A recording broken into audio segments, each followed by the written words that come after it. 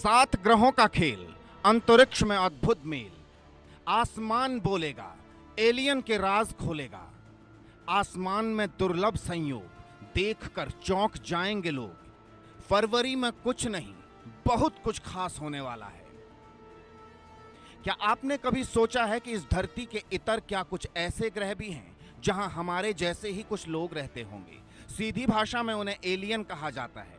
अगर आपका ऐसी घटनाओं पर विश्वास है, एलियन पर विश्वास है, ग्रहों नक्षत्रों की चाल पर विश्वास है, विज्ञान और ज्योतिष पर विश्वास है, तो लीजिए आज एक ऐसी रिपोर्ट हम आपको दिखाने जा रहे हैं जो अद्भुत खगोलीय घटनाओं और एलियंस की मौजूदगी का राज खोलेगी। 28 फरवरी 2025 को बहुत कुछ खास होने वाला है। आप नंगी आंखों से भी इस नज़ारे का दीदार कर सकेंगे। दरअसल हाल ही में वैज्ञानिकों ने एक रिपोर्ट जारी की है।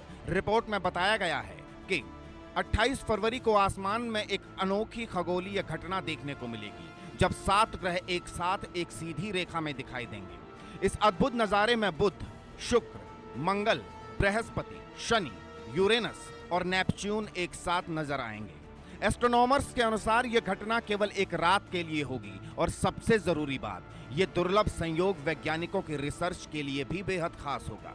इससे हमें सोलर सिस्टम, अंतरिक्ष, एलियन और अन्य ग्रहों के बारे में बड़ी जानकारियां भी मिल सकती हैं।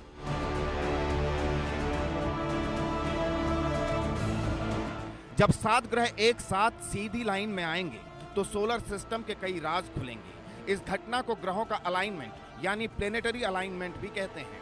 सूरज के चारों तरफ घूम रहे ग्रहों की गति कभी कभी उन्हें सूर्य की तरफ एक सीध में ले आती है। इसे प्लेनेटरी अलाइनमेंट कहा जाता है। 28 फरवरी को आप खुली आंखों से इस नज़ारे को देख सकेंगे। बुध, शुक्र, मंगल, बृहस्पति और शनि को खुली आंखों से देखा जा सकेगा। यूरेनस और नेपच्यून को देखने के लिए टेलीस्कोप की जरूरत होगी। एस्ट्रोनॉमर्स का कहना है कि यह नज़ारा एस्ट्रोनॉमी से प्यार करने वालों के लिए बेहद खास होगा। यह सोलर सिस्टम को बेहतर तरीके से समझने में भी मदद करेगा। जर्मनी के वैज्ञानिक फ्रैंक स्टेफनी की रिसर्च कहती है, शुक्र, पृथ्वी और बृहस्पति का अलाइनमेंट सूर्य के 11 साल के सोलर साइकिल को प्रभावित कर सकता है। कुछ वैज्ञानिकों का कहना है कि ये अलाइनमेंट एलियंस के जीवन की खोज में भी महत्वपूर्ण भूमिका निभा सकता है। पेंसिल्वेनिया स्टेट यूनिवर्सिटी की रिसर्च कहती है कि किसी दूसरे ग्रह में रहने वाले एलियंस भी इसी तरह से पृथ्वी को भी देख सकेंगे। यानी पृथ्वी के वैज्ञानिक दूसरे ग्रहों में रहने वाले एलियंस के बारे में जानकारी हासिल कर सकेंगे, तो दूसरे ग्रहों में रहने वाली सभ्यताओं को भी पृथ्वी के बारे में कुछ और जानकारियां मिल सकती हैं। उधर तमाम ज्योतिषाचार्य भी इस अद्भुत और खगोलीय घटना को विचित्र मान रहे हैं। कुछ ज्योतिषियों का कहना है कि इस खगोलीय घटना से इंसानों के ग्रह नक्षत्रों पर प्रभाव पड़ सकता है, तो कुछ ज्योतिषी इस घटना को शुभ बता रहे हैं। ऐसे में विज्ञान और ज्योतिष के लिए यह घटना शोध का विषय है। क्या होगा और क्या नहीं, ये तो भविष्य के गर्भ में छिपा है, लेकिन इतना जरूर है कि 28 फरवरी 2025 को कुछ नहीं बल्कि बहुत कुछ खास होने वाला है। Bureau report, India news.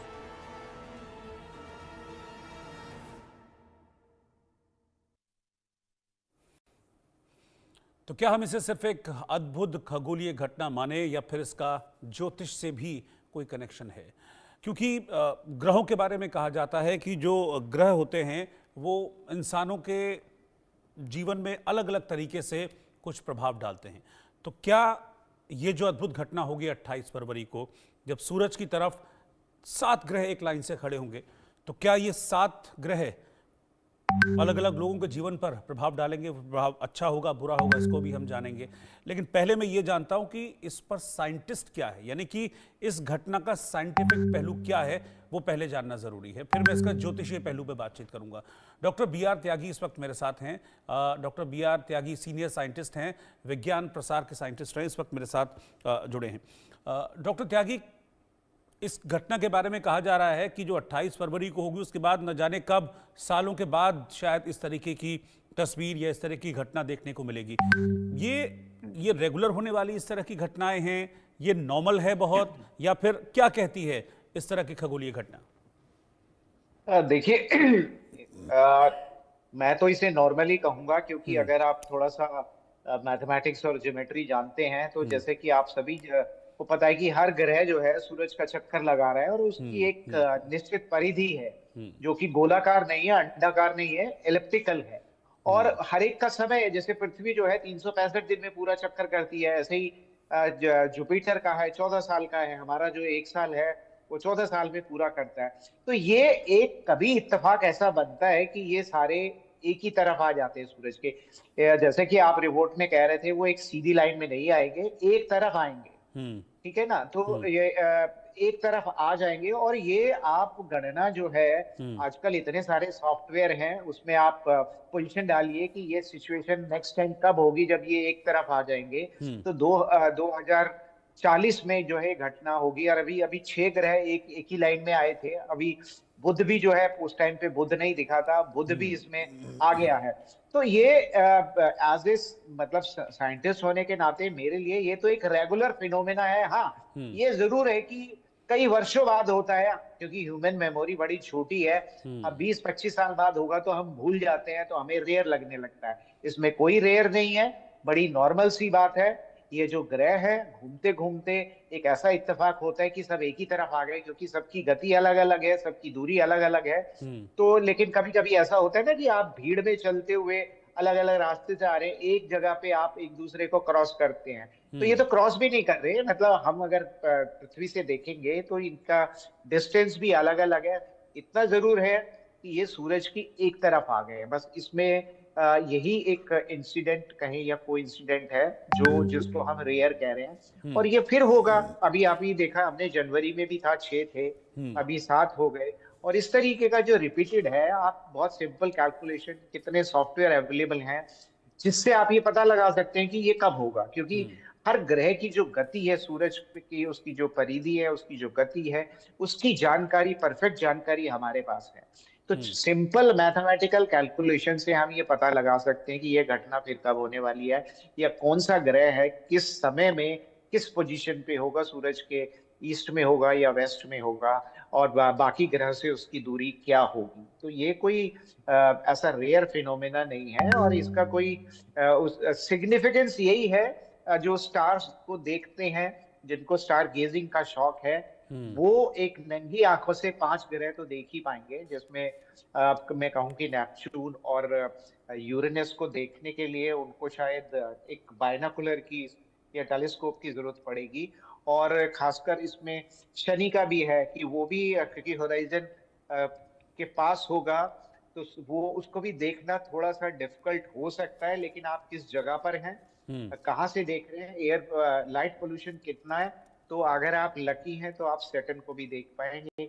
वरना ये जो चार जो ग्रह है, मरकरी हो गया, मार्स हो गया, जुपिटर सोचो हो गया, अगर सिर्फ पैसे देकर कोई भी वेनस हो गया, इसको तो आप बहुत क्लियरली देख।